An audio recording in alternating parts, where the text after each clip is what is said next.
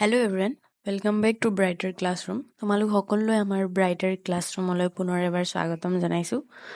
প্ৰায় 25 দিন হ'ল তোমালোকৰ GNM এক্সাম হোৱাৰ। এতিয়া তোমালোকৰ মনত এটাই প্ৰশ্ন চাগে যে ৰিজাল্ট কেতিয়া দিব।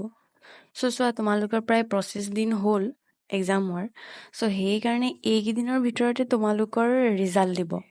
ক'ব গ'লে ছেপ্টেম্বৰৰ ফাৰ্ষ্ট নহ'লে ছেকেণ্ড উইকত তোমালোকৰ ৰিজাল্টটো দি দিব লাগে। GNMৰ ৰিজাল্ট 20-25 দিনৰ ভিতৰত দিয়েই। ছেপ্টেম্বৰৰ ভিতৰত ৰিজাল্ট দিব বুলি তোমালোকে আশা কৰি ল'ব পাৰা মানে। ছেপ্টেম্বৰত ৰিজাল্ট দিব। এণ্ড তোমালোকৰ এতিয়া ছেকেণ্ড কুৱেশ্যনটো হৈছে আমাৰ কাট অফ কিমান হ'ব। কাট অফৰ বিষয়ে ক'বলৈ গ'লে মই আগৰ ভিডিঅ'টো কৈছোঁ যে কাট অফ এইবাৰ হাই যাব। এতিয়া চোৱা, তোমালোকে আগৰ 2023ত হোৱা এক্সামত তোমালোকৰ ফাৰ্ষ্ট কাউন্সেলিঙত তোমালোকৰ জেনেৰেল কেটেগৰীৰ ৰেংক কিমানলৈ গৈছিল? 1104ৰ পৰা 1372লৈ মাতিছিলে জেনেৰেল কেটেগৰীৰ। আৰু OBC কেটেগৰীৰ OBC যোনবোৰ মৰাণ মটক কমিউনিটিত যোনকেইজন আছে তেওঁলোকৰ 2004ৰ পৰা 5002 ৰেংকলৈ মাতিছিল। OBCৰ জাষ্ট মৰাণ আৰু মটক কমিটিৰহে, বাকীখিনি OBCক মতা নাই, জাষ্ট মৰাণ মটক কমিটিক। SCৰ তোমালোকৰ কিমানলৈ মাতিছিলে? 2660ৰ পৰা 3255 ৰেংকলৈ। এণ্ড ST প্লেনৰ তোমাৰ 2104ৰ পৰা 2161 ৰেংকলৈ মাতিছিল। দেন ST হিলছ মানে তোমালোকে বুজি পাইছে, ST হিলছৰ 2619ৰ পৰা 3199 ৰেংকলৈ মাতিছিল। এইকেইটাৰ ৰেংকলৈ তোমালোকৰ ফাৰ্ষ্ট কাউন্সেলিঙত মাতিছিল। তোমালোকৰ চোৱা, টোটেল 24টা গভৰ্ণমেণ্ট নাৰ্ছিং কলেজ আছে।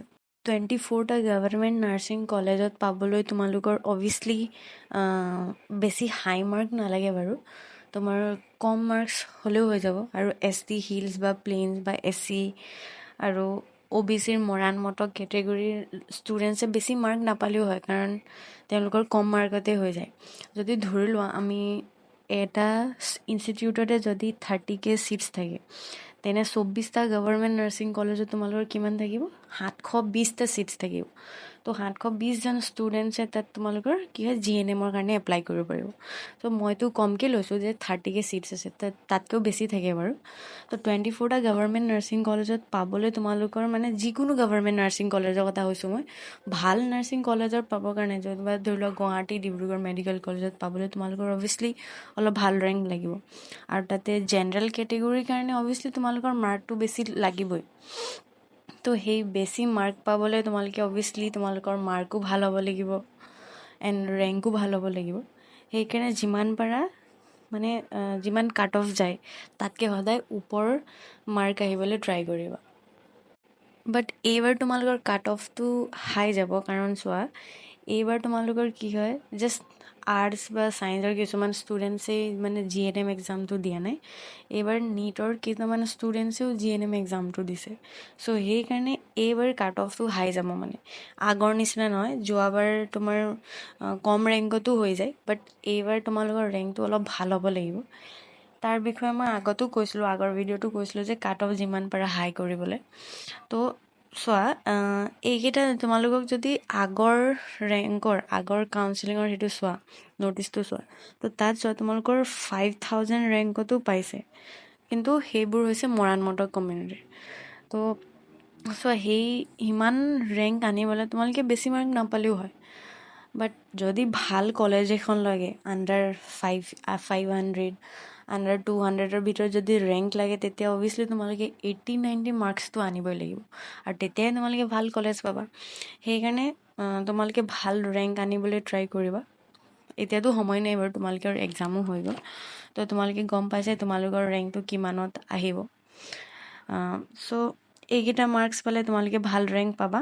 চোৱা, জাষ্ট 60-70 মাৰ্কছ পালে তোমালোকৰ ৰেংক 1000-2000ৰ ভিতৰত থাকে বাৰু। 60-70 মাৰ্কছ পালেও হ'ব, সেইবোৰতো তোমালোকে ভাল কলেজ পাই যাবা। সেইকেইটা হৈছে আমাৰ ৰেংকৰ কথা।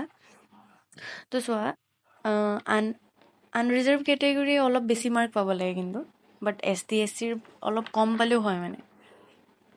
চ' তোমালোক সকলোৰে এক্সামটো ভাল হৈছে বুলি মই ভাবোঁ। চ' আজিৰ ভিডিঅ'টোত ইমানেই আছিল। নেক্সট ভিডিঅ'টোত আমি ডকুমেণ্ট ভেৰিফিকেশ্যনৰ কাৰণে বা কাউন্সেলিং হওঁতে আমাক কি ডকুমেণ্টছ লৈ যাব লাগিব সেইটোৰ ওপৰত আমি এটা ভিডিঅ' বনাম। সেই ভিডিঅ'টো খুবেই ইণ্টাৰেষ্টিং এণ্ড ইম্পৰ্টেণ্ট ভিডিঅ' হ'ব। চ' সেই ভিডিঅ'টো চোৱা খুবেই জৰুৰী। চ' কাউন্সেলিং ক'ত হ'ব, কেনেকৈ হ'ব, তাৰ ওপৰতো ডিছকাছ কৰিম। চ' আজিলৈ ইমানেই। এণ্ড ভিডিঅ'টো যদি ভাল পালা লাইক শ্বেয়াৰ এণ্ড ছাবস্ক্ৰাইব কৰি দিবা। থেংক ইউ, বাই।